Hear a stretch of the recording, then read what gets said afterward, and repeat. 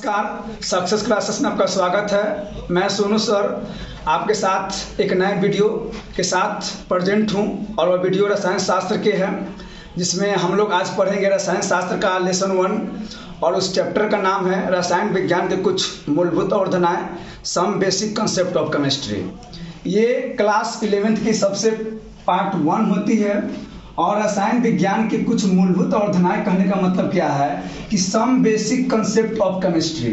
Chemistry का कुछ सम basic concept हम लोग पढ़ेंगे, कंसेप्ट के बारे में जानेंगे कि आखिर केमिस्ट्री का क्या क्या कंसेप्ट होती है, कैसे कैसे उसके बारे में व्याख्या करते हैं।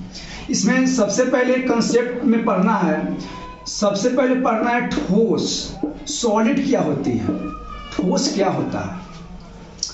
रसायन विज्ञान के कुछ मूलभूत अवधारणाएं में सबसे पहले हम लोग को पढ़ना है कि ठोस होता क्या है, क्योंकि इस चैप्टर का नाम है रसायन विज्ञान के कुछ मूलभूत अवधारणाएं।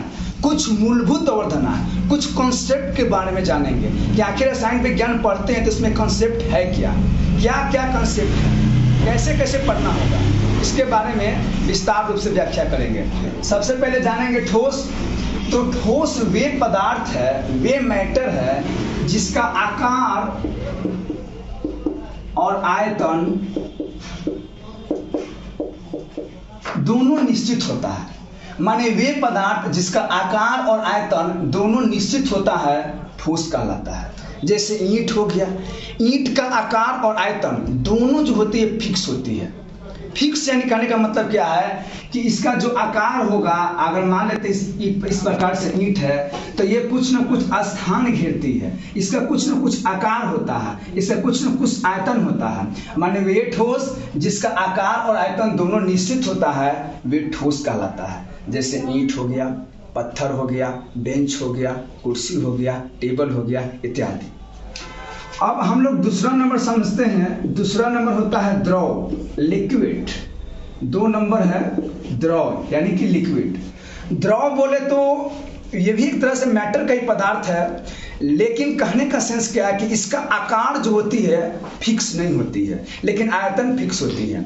माने वे पदार्थ जिसमें आकार अनिश्चित लेकिन आयतन निश्चित होता है उसे द्रव कहते हैं। इसमें आयतन निश्चित होती है। जैसे मान लेते हैं दूध हो गया, जैसे मान लेते हैं पानी होता है, तो पानी को हम लोग लीटर में मापते हैं कि 2 लीटर चाहे 5 लीटर चाहे 10 लीटर, यानी कहीं ना कहीं इसका आयतन जो होती है फिक्स होती है, लेकिन आकार फिक्स नहीं होता है। इसका कोई शेप नहीं होता है, लेकिन इसका जो वॉल्यूम होता है वो फिक्स होता है, उसी को हम लोग द्रव कहते हैं। जैसे पानी होता है, दूध हो जाता है, पेट्रोल होता है, डीजल होता है, केरोसिन तेल होता है, इटीसी बहुत सारे लिक्विड सब्सटेंस जो होते हैं वे सब द्रव में चले जाते हैं।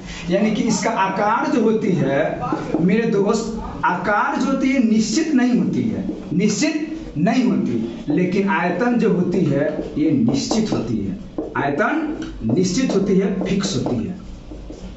यानी कहने का सेंस क्या कि जो द्रव होती है उसका आकार फिक्स नहीं होता, लेकिन आयतन फिक्स होती है, उसी को हम लोग द्रव कहते हैं। 3 नंबर हम लोग पढ़ेंगे। तीसरा नंबर है गैस।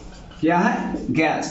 गैस कहने का सेंस क्या है कि जिसका ना आकार फिक्स हो और ना ही आयतन फिक्स हो।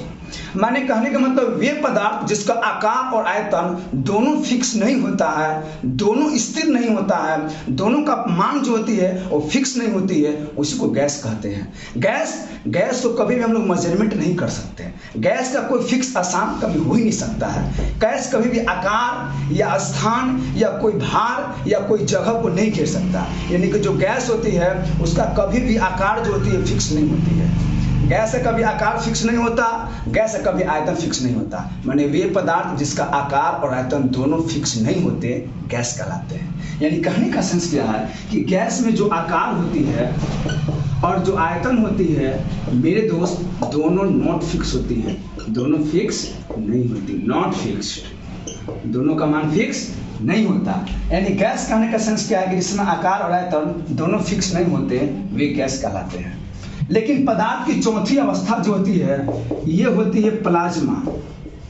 प्लाज्मा कहने का सेंस क्या कि वैसा पदार्थ जिसमें द्रव तो होती है लेकिन द्रव के साथ साथ ठोस भी होती है। द्रव के साथ साथ ठोस होने के कारण यह पदार्थ की चौथी अवस्था होती है और पदार्थ की चौथी अवस्था को प्लाज्मा कहते हैं। यानी कहने का सेंस क्या कि प्लाज्मा पदार्थ की चौथी अवस्था होती है जिसमें ठोस और द्रव दोनों मौजूद होते हैं, जिसमें solid and liquid both are the content present this substance that is called plasma.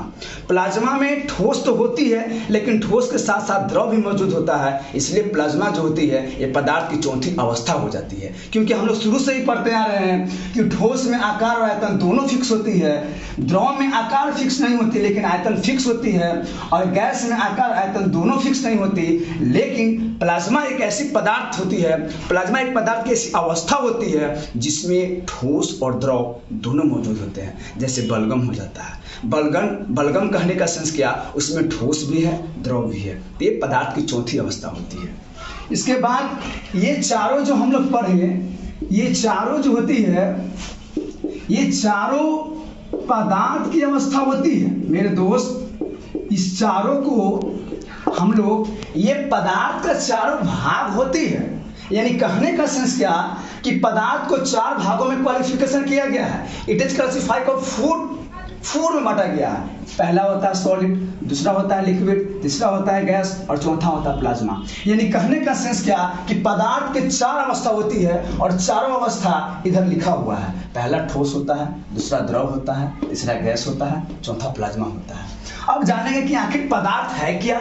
पदार्थ के तो प्रकार पढ़ ले कि हाँ भाई, ठोस में जिसका आकार आयतन निश्चित हो, द्रव जिसका आकार निश्चित नहीं हो लेकिन आयतन निश्चित हो, गैस जिसका आकार और आयतन दोनों अनिश्चित हो, प्लाज्मा कहने का सेंस है जो ठोस और द्रव दोनों को गुण को रिप्रेजेंट करता हो, मौजूद करता हो, प्रदर्शित करता हो। लेकिन एक्चुअली में पदार्थ क्या है, तो पदार्थ कहने का सेंस क्या है कि जो कोई ना कोई वे मैटर, दुनिया के वे चीज, वे सब्सटेंस जो कहीं ना कहीं कुछ ना कुछ स्थान को घेरता हो। यानी कहीं ना कहीं पदार्थ का ही चारों प्रकार होती है। पदार्थ चार प्रकार को रिप्रेजेंट करता है और वही पदार्थ जो है ठोस होती है, द्रव होती है, गैस होती है, प्लाज्मा होती है। यानी कहने का सेंस क्या कि पदार्थ को मुख्य रूप से चार भागों में बांटा गया है और चारों भाग जो है इधर लिखा हुआ है। अब ठोस में जैसे ईंट ले लेंगे, द्रव में जैसे पानी ले लेंगे, दूध ले लेंगे, इटीसी ले सकते हैं। ये गैस हो गया, ये गैस में ऑक्सीजन ले सकते हैं, ऑक्सीजन एक गैस होती है। कार्बन मोनोऑक्साइड ले सकते हैं, कार्बन डाइऑक्साइड ले सकते हैं, CO2 ले सकते हैं। ये प्लाज्मा में बलगम ले सकते हैं। बलगम यानी कहने का सेंस क्या, उसमें ठोस और द्रव दोनों मौजूद होता है, उसी को बलगम कहते हैं। यानी कहने का सेंस क्या कि प्लाज्मा के चार मैटर होती है, ठोस, द्रव, गैस और प्लाज्मा। ये मेरे दोस्त हम लोग रसायन विज्ञान के कुछ मूलभूत अवधारणाएं पढ़ रहे हैं। Some basic concept of chemistry का पहला पार्ट पढ़ रहे हैं और पहला पार्ट में हम लोग को इस प्रकार के बारे में व्याख्या करना है। अगले वीडियो में इससे आगे मिश्रण बताएंगे, यौगिक बताएंगे, आखिर यौगिक क्या होती है, मिश्रण क्या होती है, यौगिक और मिश्रण में अंतर क्या होती है, बारी बारी से हर टॉपिक पर चर्चा की जाएगी। अभी तक इतना, जय हिंद।